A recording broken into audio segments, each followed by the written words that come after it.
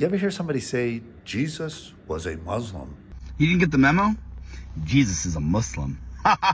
Jesus was a Muslim, and here's why. Imagine a Middle Eastern man with a beard standing next to you, falling on his face, saying Allah, Allah. What religion is he?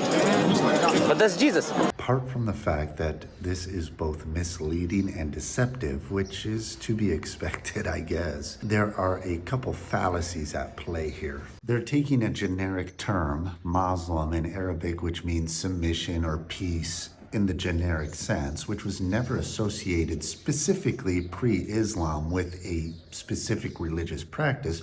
They're taking that generic term and applying it to former prophets, retroactively applying it to prophets that came before their supposed prophet. And then by claiming that they were Muslim in the generic sense without equivocating that it's actually in the modern sense, Muslim is a very specific term. It's a title of someone who follows the religion of Islam, which has this very specific set of laws, a very specific set of holy scriptures that are to be followed.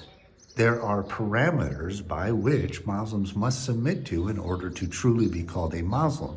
Now, if Islam didn't exist in the time of Jesus and you insist on calling him a Muslim, well then, as a Muslim, one who submits to God, Jesus then is the one who has to define the parameters by which that submission is to be carried out. So how did Jesus define submission to God? Well, submission to God is very simple.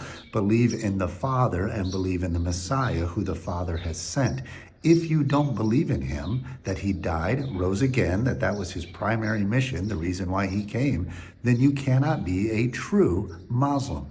Muslims today reject that Jesus was even crucified. Muslims today, according to the standards set by Jesus, are not true Muslims.